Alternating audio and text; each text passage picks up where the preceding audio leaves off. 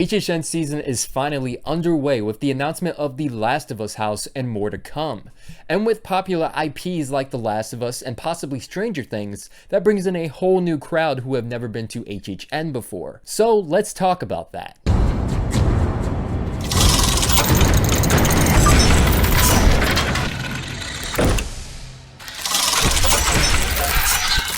Welcome to the Horror Fiends. I'm your certified horror dad, Kyle Beatty, and this is my lovely wife, Amber. Usually our videos are for people who have been to HHN before, who are up to date on the lore, and basically how to go to the event. This one's a little different. Like I said previously, The Last of Us and Stranger Things possibly are coming to the event this year, which we know before as goers of HHN that Stranger Things brings in a whole new crowd. So this video's for you guys. I've been going since HHN 25, so about 7-8 years, and Amber's been going since HHN 29.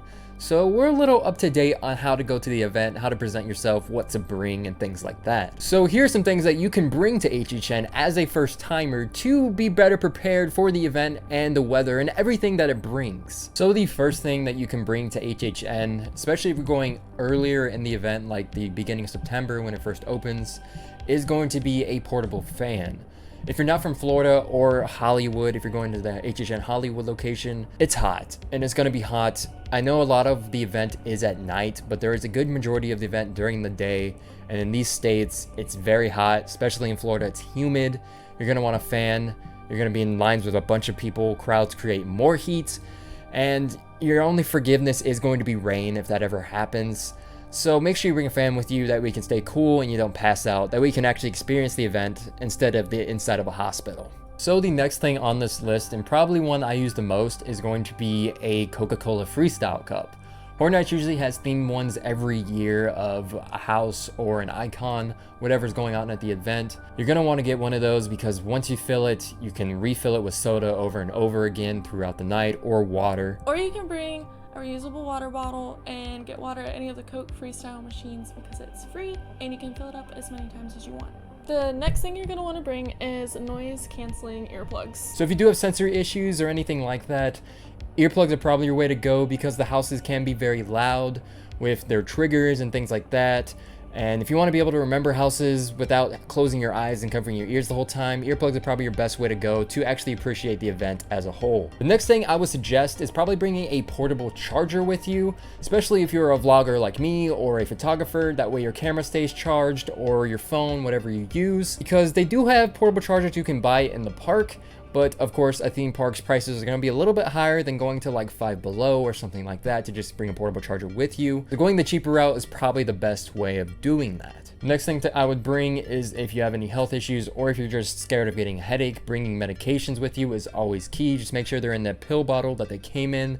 That way Universal, whenever they're in their security checks, aren't thinking you're bringing anything illegal into the park. But you should probably have your medications on hand just in case you have some sort of flare-up of anything that you're dealing with. And a big thing with Horror Nights, especially opening night, it usually rains. And a lot of houses end up closing, or scare zones won't have scare actors in them. A good thing to bring is probably either a poncho or a umbrella. If you don't want to carry an umbrella, a poncho is your better way to go, but it will pour and the event is completely outside, so you will get soaked if you don't have any means of protection on you. Or because you're going to be standing in long lines all night, you're going to want to have it for shade, or if you're outside of the gate for a few hours waiting to catch the opening ceremony, it's really good to have it to protect you from the sun so you're not in the direct heat. And for all my thicker people, bring chafe cream or band-aids. So you are going to be walking around all night and your thighs, or my men, your balls are going to be chafing.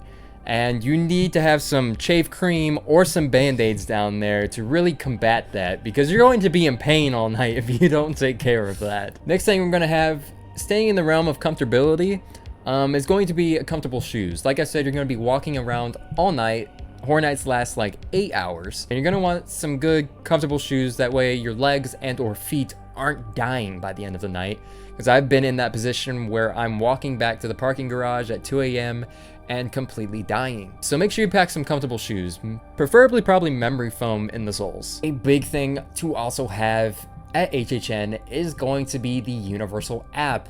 You're going to be able to see all the wait times for all of the houses, and with big names like The Last of Us and or Stranger Things being there this year, you're going to want to check those wait times because throughout the night, those are going to skyrocket. Those are going to be huge. I'm going to want to check that on the Universal app and see if the smaller houses have smaller waits. It's a good way of seeing also when the show times are happening for, let's say, like Nightmare Fuel or any other show they do this year. That way you don't have to always go to the sign outside of the Fear Factor stage. Also, you can use the Universal app to order food ahead at, I believe, Simpsons and any other restaurants that are open. The Universal app is the one thing you really need if you're going to be at Horror Nights. That way you aren't just going to each house, seeing that the wait times are long and leaving. It's a good way to just keep that in the palm of your hand, in your pocket, to see everything going on at Universal during HHN. And our last thing, we've told you a bunch of items that you're going to need for HHN, but you only have 2 hands. You're going to want a book bag. You're going to want some sort of drawstring bag or book bag to carry all your items. Just make sure you have the right items in there. That way, when you get to security, they aren't throwing you out of the park. For example, don't bring any weapons. Don't bring anything weird like that.